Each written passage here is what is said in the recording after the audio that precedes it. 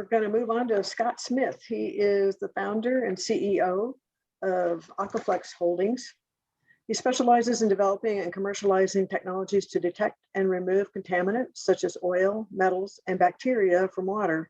The company's goal is to test and prove its cutting-edge technologies in real-world conditions. And today he's going to be speaking about his open cell polyolefin sorbent foams and applications and results of tests conducted at Ohmsett. So Scott, we're ready for you. I'm ready. So where the share screen, I don't see it. It's down at the bottom of your Zoom screen. There we go.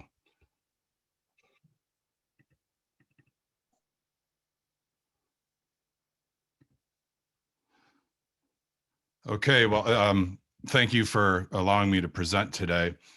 I want to start out by saying I can't compliment BSEE enough and Ohmsett.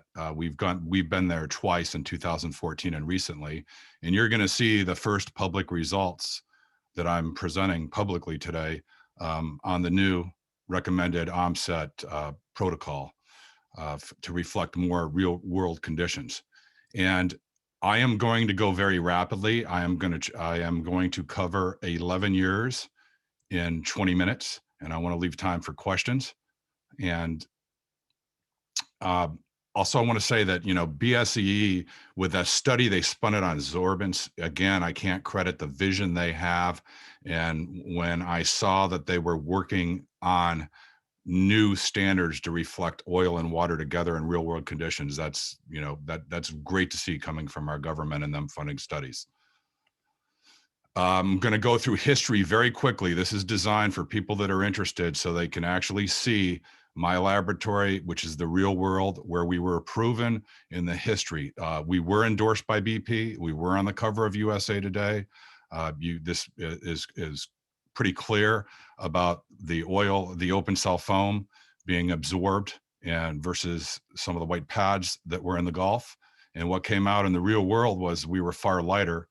Open cell foam was 1.7 pounds per cubic foot. The white polypropylene single-use sorbents are about 57 pounds per cubic foot. And that's just another view. Those are actual pictures from BP. I was on the ground deploying in the Gulf. BP issued at the time an endorsement, part of an alternative response technology, also funded with the American Petroleum Institute. And Michael Cortez, I think he's retired now, in the Journal of Petroleum Technology. You can see the yellow arrow. The foam was Opflex at the time. It became Aquaflex in 2016. And then I'll be talking about, the new roles that are AquaPal here shortly. The alternative response technology in the APA study, they had 120,000 submissions, and 40 or 43 were approved and actually used and recommended. And then from the Coast Guard, Captain Frank Paskowich, in his expert report in BP litigation, basically testified, because BP was getting accused of not promoting or doing everything they could with new technologies. And BP had a great vision back then in dealing with them. And I can't compliment them enough how supportive they were in new technologies. The open cell foam was one of 40, all 40 great technologies. That's 0.1% of the ideas in the Gulf of Mexico were proven, validated, endorsed by BP, and recommended to the oil spill response organization. So I'm pretty proud that my technology was part of the 0.1% that were actually approved in the Gulf. This is a slide. On the left, you're looking at the open cell foam in a commercial laundry. Actually, this was after the BP USA Today article. I started getting contacted by commercial laundromats. I'll be talking more about that in a second. On the right is actually from 2014, we went to Ohmsett, and you're going to see some short video clips here. And we did some water column testing where we submerged in a cage. I have detailed reports from Ohmsett, and anybody that's interested, I'm happy to make those available if you want to email me after this presentation. And here is the commercial laundromat in Pennsylvania. They were being fined by the EPA, and we came up with the concept of a filter bag. Now they went from getting fined to reusing this, wringing it out, and selling the waste oil either for heat or motor oil. And what before this, the grease was, an oil was 1,120 parts per million, and it went down to 46 with the filter bag. So this is everyday oil spills. And this led into some other applications. I really didn't know until we started developing this business, biological oxygen demand or suspended solids, that we were able to reduce that. And they had it tested by their outside lab because they had to report it to the EPA. So 96% oil reduction. And then this ultimately led to this same technology being approved, used, and validated to clean up toxic algae and some other applications, which we'll get to. Yeah. So what you've seen in the past, for those of you that know about this technology, it was Opflex in 2010 and Aquaflex in 2016, the trademark. And this is a 6-step block or bun operation. It's a batch process. And you see here the 5 steps, and then there's the 6th step. And now to the open cell. The open cell polyolefin foam is produced in 1 step in roll form and 3/8. Ultimately, deploying these rolls, we've had, I live in Massachusetts, and we've had harbor masters, that some remote oil spills, talking about booms made out of this product. Rolls are so much lighter than the single-use polypropylene sorbents, that they really like that because of the ease of deployment, and it's easy for the laborers. And we can customize this basically to any configuration. And I want to talk about this a little bit. Dave Kennard, formerly of BP, I'm sure a lot of you know him. In the Gulf of Mexico, I learned about the he said status quo of inaction is no longer sustainable. And I've been on the ground in about 60 different oil spill, disaster, chemical spill events. And these are just some sample pictures of single-use white plastics going to the landfill. They're not oiled. And again, this is all about us working together and having professional conversations, and sustainability is a real issue. And I think when BP endorsed this technology in the Gulf, they really were way ahead of their time on sustainability, wringing out and reusing it. BP was I got to really compliment them. They were well aware of the issues with not getting the oil. You can maybe get the oil out of the water much more quickly, and reusability. And this is actually pictures from Ohmsett in 2014. And we're going to get to a video in a second. So you can see the tank testing. And I know I thought Amy's presentation was fantastic. And I have the data. You can see how the oil wringing out of this. So I know I would love to be able to speak to the OSROs that gave the feedback about the re-oiling in the water. We were out at the outdoor tank in Ohmsett, and we have all that data from 2014. This is a short clip, and these are all YouTube links of Freeport-McMoran mines in an automated system using the material, the open cell foam material, in 2013 in an oil recovery system. And that has been, and also, just this morning, it's not in the presentation, we have a customer in British Columbia in Western Canada that is NCS Fluid Systems. And I was told that they've now executed a joint venture with First Nations, which is the indigenous peoples. And they now have contracts to move forward with the LNG facility there and also the mining facility. So we're really excited about this vision that started 10 years ago, seeing it come to fruition and being able to work with everybody and all stakeholders, not just for sustainability, but actually to get the oil out of the water more efficiently and more quickly. And here, this is back in Ohmsett in 2014. And we made this from block foams back then. You can see this patched together. We now have the ability to make this in continuous roll form. And the continuous roll form is significantly more cost effective, which is good. And this is Ohmsett from 2014. We wanted to duplicate real world conditions. And this was a prototype, eelgrass, what we call our open cell eelgrass boom system. And we had them duplicate real world conditions and how the oil can go over the regular booms. And we've designed this open cell foam where it can be connected to orange containment booms, even the white booms. again, I think I can't emphasize enough that Ohmsett brings something unique that's not capable anywhere else in the world. And that is the ability to test in real world conditions. And I also want to say, we plan to go back there in a very big way to Ohmsett in 2022, or maybe even later this year, and consider this an open invitation for anyone participating, anyone from the government, suggestions, things you'd like to be tested independently, under any test procedures and in the big tank. We're all ears, and we would love to work with anybody that's interested and invite them to the testing. And I also have been, to 60 different contamination events and filed patents.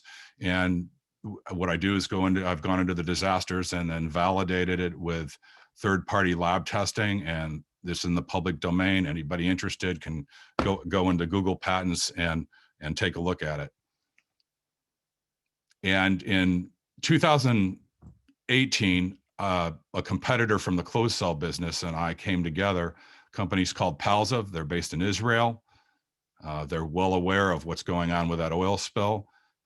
A great joint venture partner. They have global manufacturing facilities everywhere. We manufacture in North Carolina here, and we adapted together to take the technology and scale it up in a big way. And that's when we went forward in 2019. We went back to Ohmsett and we did the ASTM testing along with their new recommended protocol. And at the end of this, I'm going to get into some other applications like the toxic algae. And I never thought I'd be saying this. This material, same open cell material, has been quickly adopted and proven effective in COVID-19 mitigation, believe it or not, and even used in face masks. And on this slide, you can go to the links to the websites for more information. Now, the open cell foam, we tested at Ohmsett at 2019. It's 112 square feet of surface area per square foot of foam. That's what it's all about when you're trying to get oil out of water. The functionality, very hydrophobic. That's become very important in some COVID mitigation applications that we have. We maintain buoyancy at full oil saturation. We don't sink. And I brought this up before: lightweight to low density, ease of deployment, and quick scalability. This has been proven over and over again in real world with real customers. At an Ohmsett, we did the ASTM F726 testing for 15 minutes and 24 hours.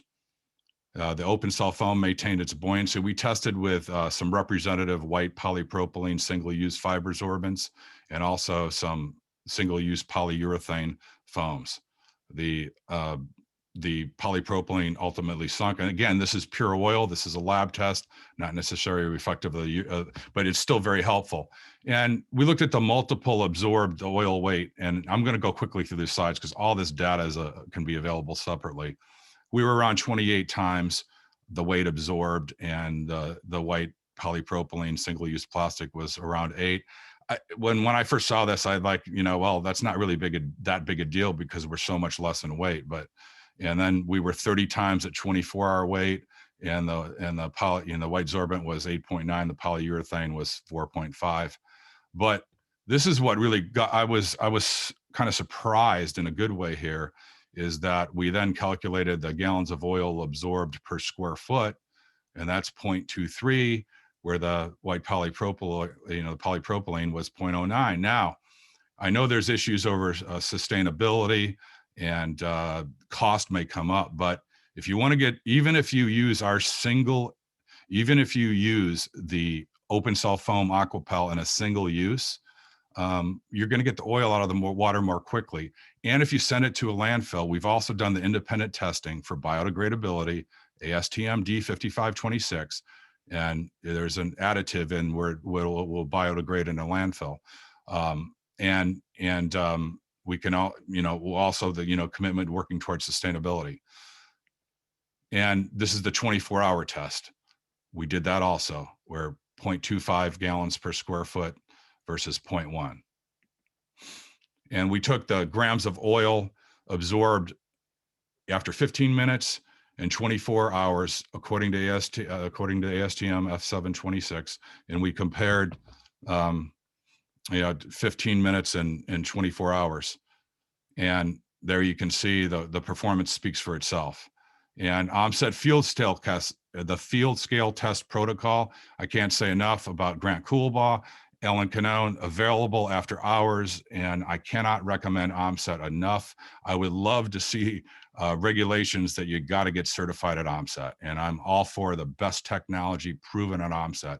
And again, credit BSCE with the vision and the funding that they have done separately for this field scale test protocol.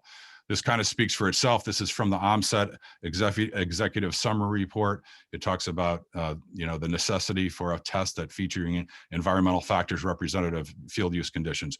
And this is interesting that now that I'll get to why I was personally affected by COVID. I've been reaching out to ASTM. Just like ASTM testing is helpful, it doesn't always reflect the real world, like this face masks or non-medical masks. Mannequins without hands that don't move, that don't touch their face, that's just one thing. But, and also these nanofiber masks, no one's talking about potential inhalation of lungs and all that other stuff. So this is just the importance of working together, whether it's face mask tested for COVID-19, whether it's algae testing or oil, to duplicate how things are used in the real world. This is the field scale test that we actually did at Ohmsett, filmed as we did it.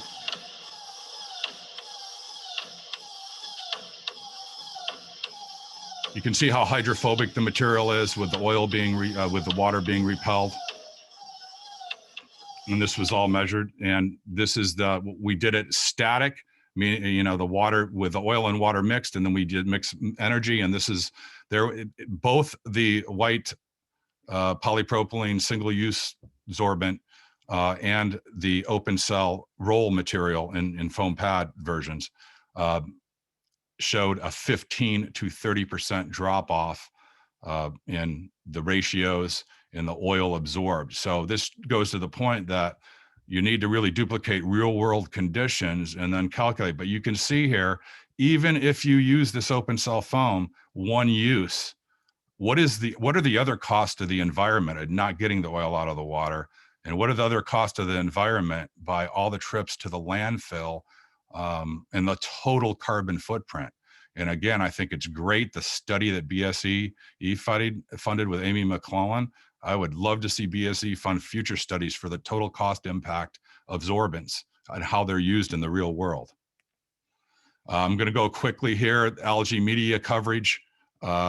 We've also been adapted to be used in algae, and again, real world data. This is right here on Cape Cod. I never in a million years imagined this technology would be useful in algae remediation, but I got a call from Bermuda and scientists on Nantucket. I said, I don't know. And we put it to use. And this is, and then we used mesocosms on Cape Cod with the University of New Hampshire Freshwater Biology Lab, a third-party study. There is some proving technology that can help remove toxic algae, and we just found out it's going to be used in Southwest Florida in the next few months. I'm Patrick Nolan. And I'm Jane Monreal. So could this be the solution to our area's algae problem? Fox 4's Jillian Hartman looks into who invented the product. It's made of a foamed polymer that at the molecular level attracts oil like a magnet and repels clear water. So I'm going to go, here's backup studies where you can link in, and here's another patent filing. I have 2 minutes left. I didn't know when I filed this patent, infusing open cell foam would play out in the COVID world with biocide, but we got notice that this patent's actually issuing. In 2002, the material was approved by the FDA for the US military, all because we're non-polar and we don't deactivate disinfectant. And I'm going very rapidly here, but the concept of infusing Aquaflex open cell foam to mitigate or neutralize exposure to chemicals is not new. And so 18 years later, I didn't know how personal this would become to me. My daughter, frontline worker at a nursing home, contracted COVID, wearing full PPE gear, N95, 25 residents died. She's the social services director. In the pain and agony I heard about from her, families that couldn't be with their loved ones, dying alone. I went on a mission, a big time, and my daughter still suffers from some lung issues. Frontline workers wearing this gear are getting infected everywhere. So I went on, I couldn't believe it. Paper towels, cotton rags, deactivate disinfectant. It's called quat binding. There's more information. I even talked to the Australian National Science Agency, CSRO, and indeed, the virus does last on surfaces up to 28 days, and you got to look at temperatures. So there's a lot of data out that, and you're going to read more about this. And then in my own, I reached out to Kimberly Clark, and then this is my own kitchen, proving how cotton rags deactivate disinfectant and the open cell foam works. And then I posted on LinkedIn, and then somebody reached out to me, and I have a great partner now with Biofoam. Also do work with a union. And at bottom line, it's simple. You can't remove oil from water if you don't make contact with the oil. You can't kill pathogens if you don't make contact with the pathogens, and the disinfectant is deactivated. It's all about increasing surface area. There is a link to the playlist of all, all the videos in this, including the one wasn't shown about the work where I'm working with nationally with the United Association of Plumbers and Pipe Fitters and Legionella. And that is my daughter, and we just introduced a mask with more surface area, and we're doing everything we can to help people. And on COVID, anybody on this conference, email here, we're offering 10% discounts to anybody in the conference, and 20% if you're a government official. And I'm just dedicating this to all the frontline workers, because I've seen the pain and agony firsthand and what's going on. Thank you. Thanks, Scott. You came in as promised in your allotted time, and I know that was a lot of information to share. You went through it pretty efficiently, and I think we have some questions for you, Lindsay. Yes, there are a couple questions from Mitch Malden. Given the endorsements from BP and API and proven efficacy, how have the oil spill response organizations responded to your technology? Well, that is that's a very good question. That's a compliment, and that's a complicated question. And in fairness to the oil spill or response organizations, going sustainable and reusing this material could really affect them economically. And I don't know, maybe the next study with BSEE and maybe a follow-up with Amy McClellan is to focus on the cost of the landfills and the cost of not getting the oil out. Maybe the economic incentives for the OSRAs should be more on how quickly they clean up the oil spill and how fast they get the oil out. That's just from my experience. I'm really excited because our first big breakthrough is now in Canada, believe it or not. But again, I'm all ears. We want to work with everybody with a professional, collaborative way. And I'd love to be contacted by an OSRA to start immediate work together and go to Ohmsett, back to Ohmsett with the OSRA. Great. And also from Mitch Malden, have you seen more emphasis on efficiency or reusability and sustainability since your initial work in BP? A good question. We've seen emphasis in all other factors, like, for example, in the algae market, we go to a waste to energy facility. You're not moving toxic, algae and their toxins. And we've worked we've got permission from the Florida EPA, and we're actually, it's all about sustainable, low carbon footprint. And it's the Sorbent oil spill industry that really hasn't seen adopted anything on a large scale in 30 years. But I'm optimistic. I think that day's coming, and we're here to embrace it and support anybody that wants to work with us. And one more question. During Deepwater Horizon, heavily oiled snare and pom-pom booms became very heavy and hard for workers to safely lift aboard vessels. If your foam is light when deployed but heavy when oil is retrieved, can there be a systems approach where it's winched aboard and go directly to a wringer? And whether or not the oil is saved for reuse, could it be provided for better worker safety during handling? That's a great question, and I really appreciate that. And they started calling it the green stuff in the Gulf, because those Tyvek suits, I was out there in the 100-degree heat. It not only absorbed more oil, it didn't absorb any water. That has to do with the polymer it's made of. And I guess OSHA has a limit, I think 50 pounds, but it was much easier for the workers, especially in the heat, be on their backs and everything. So the answer is yes, and we're adapting to more automated ways. And that's when we go back to Ohmsett, we're going to be, figuring out what are the most efficient ways and getting input from people that do the work.